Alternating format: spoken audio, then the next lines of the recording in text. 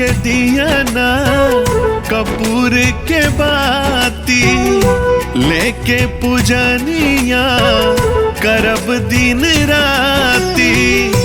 दुनिया का समझे अपना नाता के, हम ता आरती उतारी अपना संतोषी माता के, अपना संतोषी माता के।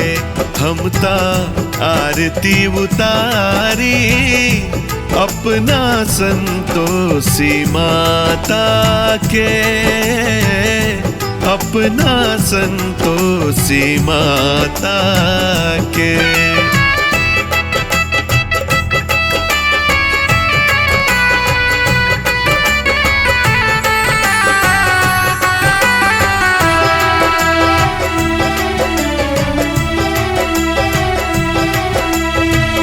मन न भरेला जब दौलत के लोभ से, सब सुख मिले संतोषी से।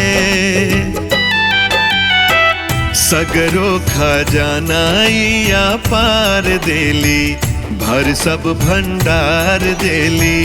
ममता के अचरा जब ओढ़ावेली हो, माई के दुलार देली। लिखनी मिटा देली विधाता के, हम ता आरती उतारी अपना संतोषी माता के, अपना संतोषी माता के।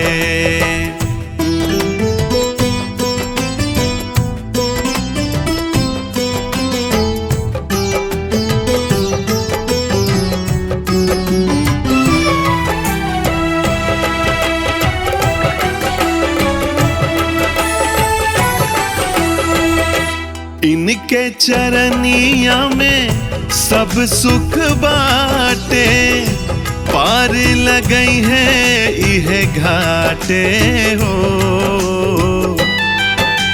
चाना गुड़ के भोगवा जब लागेला हो, दुख सारा भागेला हो। कृपा से मैया जी के रूठल सूतल किस्मतिया जागेला हो। कितना सुनाई इनके गाथा के, हम ता आरती उतारी अपना संतोषी माता के, अपना संतोषी माता के।